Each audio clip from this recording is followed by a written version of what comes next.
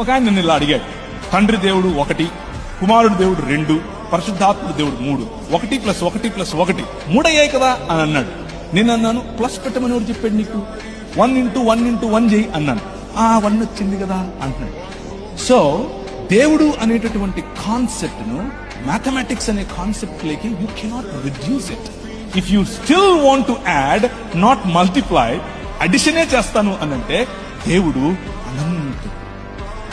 Why don't you add infinity plus infinity plus infinity అన్నాడు. ఏమొచ్చిందంటే infinity అన్నాడు. అయిపోయిందా అని అడిగాడు.